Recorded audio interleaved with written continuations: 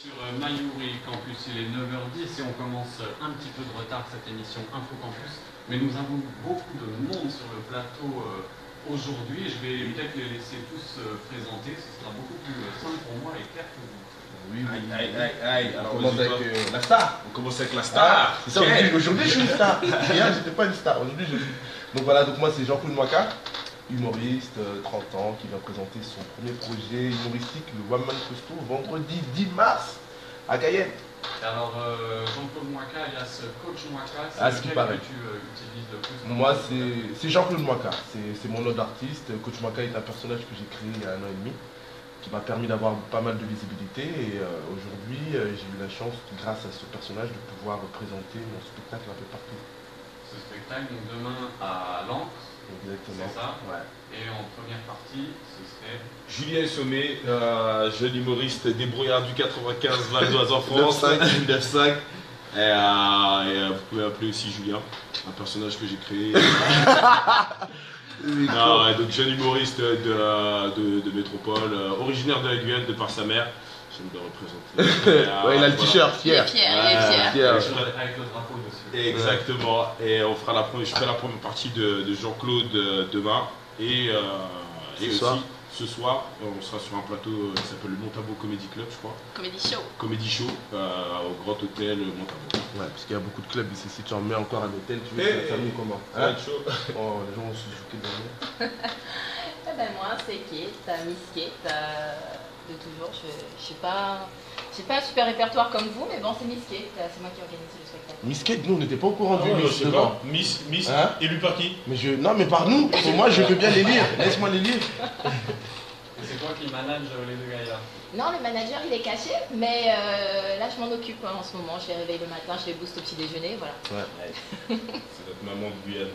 Exactement. Bon, on va parler un petit peu de vous. On va commencer, on fait dans l'ordre. On commence par la première partie, ensuite vous montez. Comme tu veux, c'est toi le chef.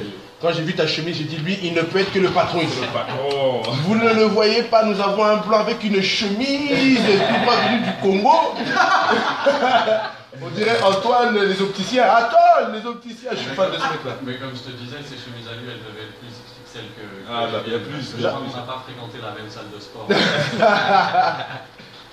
Ouais, bah alors écoute, qu'est-ce qu'on peut dire, Julien? Commençons par toi, Julien. Alors moi je me présente, Julien, jeune débrouillard du 95. Alors Julien c'est un personnage que j'ai créé il y a... Non, moi j'ai commencé l'humour il y a 3 ans maintenant déjà. Il y a 3 ans déjà, j'ai rencontré Jean-Claude sur scène il y a environ 1 an et demi avec Prince. Et de là, on ride ensemble, on traîne ensemble, on fait plein de scènes ensemble. On a eu le projet Black Power Comedy qu'on fait en France. Nous sommes en France, tu sais qu'ici c'est la France aussi. Non mais en métropole, je veux Voilà. dire, quand je dis France, c'est Respecte la Guyane. métropole. Un t-shirt fier, on sait même pas pourquoi t'es fier. Et là, voilà, on continue nos petits projets perso et communs. Et depuis, on ride ensemble.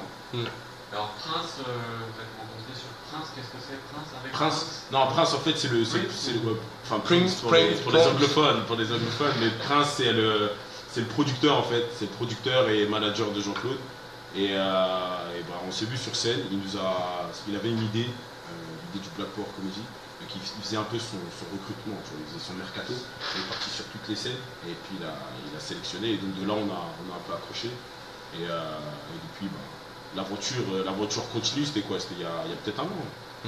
Ouais, moins d'1 an même, moins d'1 an. Il y a 1 an, mois. parce qu'on joue au Café Oscar, et ouais. Ah, par rapport au recrutement, ouais. Parce que là, tu dis mercato, c'est pas. Parce que là, si tu parles de foot, tu me fais du mal. Je suis obligé de penser au PSG qui s'est fait massacrer hier. Donc, utilise quelque chose qui est intemporel. Les Avengers, voilà, c'était plus les Avengers. Prince est venu en tant que recruteur Iron Man et est venu récupérer d'autres super-héros, dont Captain America. Ouais, non, c'est moi Captain America. Non, please. Non, c'est toi Captain America. With the English, it's me. Et voilà. Et ouais, donc on est avec Julien depuis 1 an. Moi, pour ma part, ça fait pas mal de temps que je fais de l'humour. Moi, j'ai une formation théâtrale. J'avais commencé en 2016, j'étais parti en fac de théâtre. Mais le problème, c'est que c'était trop théorique pour moi. C'est nous, les Noirs, on aime bien bouger, tout ça. J'en avais marre d'apprendre des histoires de Shakespeare, que je respecte, tout ça, mais j'avais besoin de jouer. Donc après, j'ai eu la chance de rencontrer un metteur en scène en 2008 qui s'appelle Eric Checo, qui m'a fait jouer ma première pièce qui s'appelle Othello. Pas beaucoup de rôles de noirs dans dans le théâtre, ouais. Donc alors là, Othello, c'était un premier rôle que j'ai pu jouer au Festival d'Avignon pendant un mois. Et là, j'ai compris que c'était la scène que je voulais faire après de fil en aiguille. Je me suis tourné vers l'humour parce que j'aimais ça. Et j'ai rencontré Prince en 2009 suite à un plateau. Et la petite anecdote avec Prince, c'est que la première fois que je l'ai vu, je l'aimais pas. Ah non, ouais. Et aujourd'hui, c'est mon meilleur ami. Et comme quoi, des fois, la vie est faite de choses qu'on ne contrôle pas. Et aujourd'hui, c'est devenu mon manager, producteur. Et on est ensemble avec ce projet-là que je vais présenter demain à l'encre. Et alors toi, ça fait 3 ans que tu fais de l'humour. Ouais. Comment t'en es arrivé là? Parce que alors l'humour, moi en fait j'ai fait plein de trucs avant. J'étais basketteur, j'étais danseur et rappeur accessoirement. Voilà. Il y a quelques morceaux oubliés sur YouTube. Exactement. Mais j'ai fait en sorte de nettoyer tout ça avant de venir ici parce que je sais que les Guyanais là sont valeurs. Donc, non, en fait, moi je travaillais, j'étais dans l'informatique. Bien après la danse, j'étais dans l'informatique et puis je m'ennuyais. Et au lieu de travailler, je regardais des trucs d'humour. À un moment, je me suis dit, je peux le faire, je suis sûr que je peux le faire. Donc, moi je suis quelqu'un qui y va, donc je suis parti, j'ai écrit 5 minutes, je suis parti sur scène, comme par hasard, ça se passe super bien. Donc je me dis, en fait, je vais tout déchirer dans ce game. Deuxième scène, j'y vais, fiasco total. Voilà, je me dis, c'était pas aussi simple que ça. Donc je me suis entraîné, et puis fil en aiguille, plus on s'investit, plus on est dedans, plus on veut réussir. Et voilà, depuis 2013, je suis dedans. Je suis parti au Canada 2 ans. Je me suis un peu imprégné de leur manière de créer, de leur manière de travailler, parce que c'est une institution là-bas. Ils sont vraiment très travailleurs et tu peux vraiment faire une vraie carrière comme une rockstar au Canada quand tu es dans l'humour. J'ai bien regardé leur méthodologie de travail. Je suis revenu ici en France. Je me suis dit, vas-y, on va appliquer ça ici. Et puis, mais voilà. Comment on s'entraîne? On se tourne devant un miroir, on débite des vannes ou on fait du... C'est propre à chacun. C'est propre à chacun. Moi, pour ma part, j'ai une petite idée. Je note plein de petites idées que j'ai dans la tête, des scènes que je trouve marrantes, des choses qui me sont arrivées qui sont marrantes. Et je les note. Puis après, je les travaille. Donc moi, c'est vraiment stylo papier et j'essaie de trouver le meilleur angle, le meilleur texte qui pourrait être vraiment divertissant. Mais comment je pourrais dire, le game de l'humoriste en métropole, il est dur, non? Parce que j'ai l'impression que depuis le Jamel Comedy Club, il n'y a que des humoristes en France. Ouais, c'est super marrant ça. Après, il y a beaucoup d'imposteurs. Hein. Ouais. Oui, il y a beaucoup d'imposteurs parce que je pense que, voilà, comme pour la musique à l'époque ou le football, beaucoup de gens se prétendaient être professionnels dans leur domaine. Et avec, comme tu as dit, tu as vraiment sorti le bon événement fédérateur autour de ça, c'est vraiment le Jamel Comedy Club. Dès qu'on a vu le Jamel Comedy, on a vu des gens qui étaient moches comme nous, on a vu des gens qui étaient de la même couleur que nous, qui venaient des mêmes quartiers que nous. On s'est dit, mais attends, mais en fait on peut.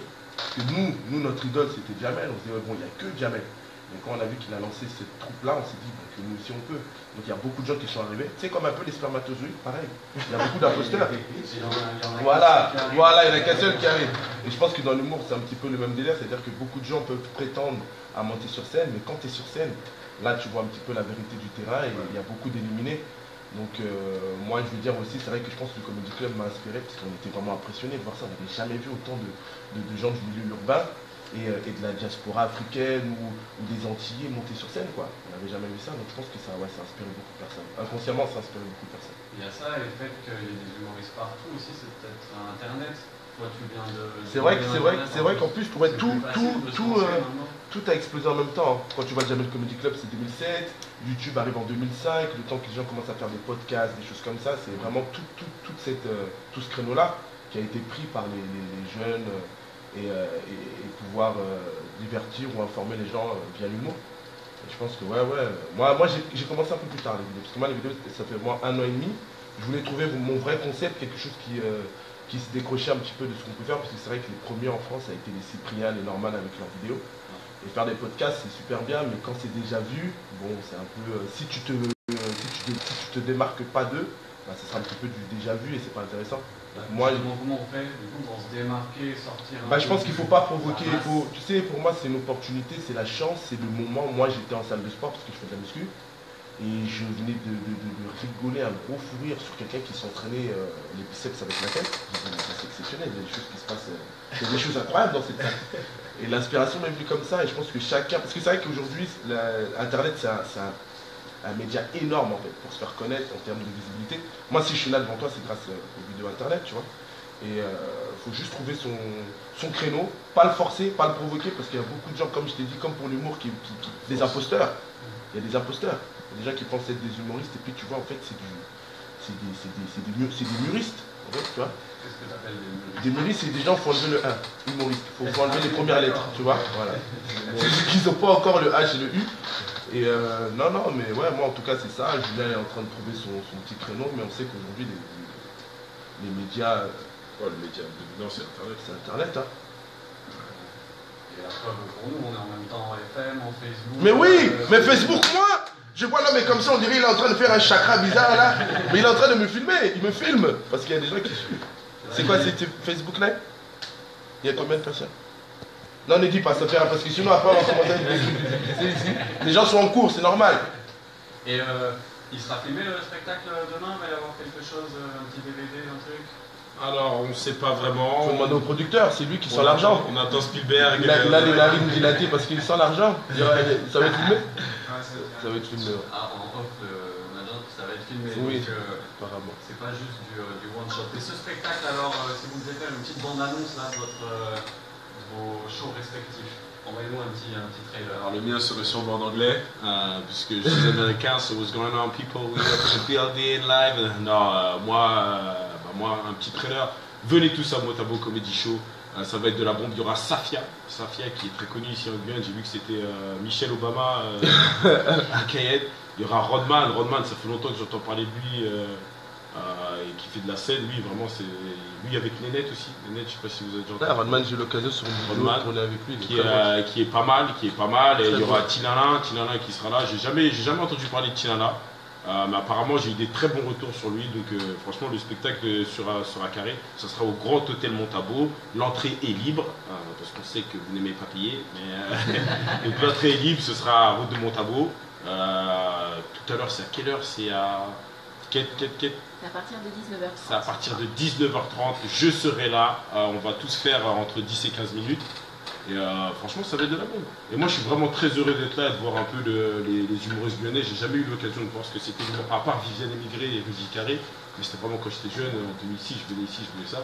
Et j'aimerais bien voir l'évolution aujourd'hui de 2017. Qu'est-ce que ça donne l'humour en Guyane, tu vois. Surtout que je suis en moitié guyanais, donc voilà quoi.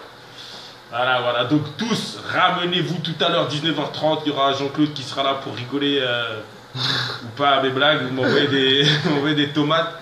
Et voilà, on sera là, ce sera une bonne humeur, une bonne ambiance. Et franchement, tout le monde est invité. Je pense que ce sera de la bombe. Bon, moi, pour ma bande-annonce, il me faut une musique de choisir. Allez. À tous et à toutes. Nous vous donnons le rendez-vous demain. Ça, c'est quelle musique déjà? On ne sait même pas, c'est du rap. C'est quoi? Fais-moi une musique de super-héros.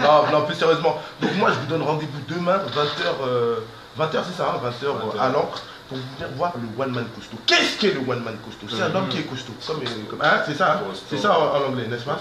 C'est-à-dire qu'on va un humour musclé, un humour vitaminé, un humour rassembleur. Aujourd'hui, nous avons la chance d'avoir un Congolais sur les terres de Guyane, prêt à parler de tout avec vous. De ses opinions politiques, de ses opinions sur le fessier. Parce qu'aujourd'hui, il y a... D'ailleurs, tu nous as... Il y a un problème de fessier. Non, je vois, tu as des lunettes. Oui. Tu vois double les fessiers, c'est comment? Dis-nous, parce que moi, même sans lunettes... Je les vois vachement mieux. Oh là, tu vas me prêter tes lunettes. Bref, les fessiers féminins guyanais, je vous attends demain. Même celles qui n'ont pas de fessiers, ça fait rien, on va trouver une solution. Mais venez seulement rigoler au spectacle de Jean-Claude One Man Costaud avec Julien Soumet en première partie. Et Safia. Et Safia, oui, Safia, bien sûr. Michelle Obama. Safia, que j'ai eu la chance de tourner 2 vidéos avec elle. Elle a un pouvoir comique énorme. Ouais, non. Elle a un pouvoir comique énorme. Il y a une différence entre le pouvoir comique énorme et... Ouais. Non, moi, elle me fait rigoler. Le peu que je l'ai vu, on s'est rencontrés hier pour la première fois. J'ai déjà vu quelques vidéos d'elle, notamment via Jean-Claude. Mais c'est une fille marrante, hein, franchement. Non, j'avoue, tu le vends mal. Même moi, je t'écoute. C'est une fille marrante. C'est une fille marrante. Elle est très drôle. Non, il dit ça parce que c'est un mec du hood. Tu vois? Et les mecs du hood, tu vois, c'est vraiment je vois et je crois. Donc quand il va la voir, il va croire. Non, mais moi je crois, je crois parfaitement. Mais c'est que niveau émotion, moi je suis pas très fort, tu vois. Là, je suis au maximum de mon sourire. Là, je vois ça. Non, venez voir, je pense que de toute façon vous la connaissez toutes. Voilà, tous et toutes, Safia, ça va être très drôle. Ouais. Et après la Guyane, c'est quoi les projets pour vous? Alors moi, je vais acheter une maison ici. Ça, c'est un projet. Ouais, ouais. Non, parce que c'est la deuxième fois que moi que je vais en Guyane. Et tu sais, moi je viens de métropole et les gens ils aiment bien un peu vendre la Guyane comme L'enfer sur terre. voilà, le Fort Boyard des tropiques. C'est-à-dire que tu arrives ici, tu vois des migales, tu vois des kangourous avec des griffes, des anacondas. Donc c'est-à-dire que quand tu arrives ici, tu appréhendes. Putain, le pauvre, je le vois, il est comme ça avec son téléphone en train de muscler son avant-bras. Mais non, non, c'est vrai qu'on m'a vendu la Guyane comme voilà, ça va pas être le kiff. Et je suis venu, j'ai vraiment kiffé. L'accueil des gens, super sympa. Tu vois, moi je suis africain et c'est vrai qu'on a un lien particulier avec la Guyane, tu vois, j'ai l'impression que c'est comme, mais vraiment, j'ai pas une mentalité un peu à l'africaine, tu vois, et j'ai vraiment aimé ça, et puis vos femmes. Non, c'est tout, c'est tout. Il y a un nouveau concurrent à l'île. Ah oui, oui, oui, là, les Guyanais, si vous vous occupez pas de vos femmes, je suis là. Je suis là. Non, et professionnellement, vous comptez faire des choses ensemble, vous allez... Ouais, comme on a Ça fait dit. un moment qui tombe, je crois, ton spectacle. Oui, là, ça fait un an aujourd'hui. Ça fait un an, vraiment. En 2015, j'avais fait 3 showcases, mais c'est vraiment depuis avril 2016 où mon spectacle tourne. Donc aujourd'hui, quand tu as un spectacle, tu peux le faire tourner pendant pas mal d'années si ça marche bien. Aujourd'hui, on est sur cette lancée-là. Donc on espère faire la Martinique, on espère faire la Guadeloupe, on espère faire toutes les villes de France, aller en Afrique, partout dans le monde, même en Chine. Même s'il faut que je traduise en chinois, même s'il faut que tu vois, on va le faire. En vietnamien, en pakistanais, on va l'amener partout dans le monde. Et de toute façon, je pense que quand on est humoriste, on ne s'arrête jamais d'écrire, non? Il y a Non, des jamais, choses, toujours. spectacles qui traînent, une idée. Même là, demain, on va faire des sketchs inédits avec Julien, Sapia, avec toi aussi, il va monter sur scène. Enfin bref, tout ça pour dire ouais, qu'on a toujours des vannes, on écrit toujours quand on est dans l'avion, quand on marche, quand on voit vos femmes. Il y a toujours des vannes qui viennent, donc ouais, il y a toujours de la nouveauté. Bon, ben merci d'être passé nous voir. Bah, c'est nous qui vous remercions. Rappelez les informations pratiques pour ce soir, demain, pour ceux Alors, qui viennent d'arriver. ce soir, Grand Hôtel Montabo à 19h. Ramenez-vous, Julien Sommet, Safia, Rodman, Tilana. On va retourner la scène. Il y aura Jean-Claude qui sera dans le public. Donc, si vous voulez ne pas prendre d'autographe, c'est parfait. Mais, ouais, on va retourner la scène. Ça va être de la bombe. Ouais. Et demain, donc 20h à l'encre, pour mon spectacle One Man Cousteau avec Julien et Sapia en première partie. Ça va être de la bombe aussi. Bon, on vous croit, et puis ça va être de la bombe, la suite du programme sur les antennes de Mayori Campus. On reçoit juste tout à l'heure Nadine François pour sa nouvelle émission Potentiel Maximum. On va sortir le potentiel qui est en vous. Restez branchés, à tout à l'heure.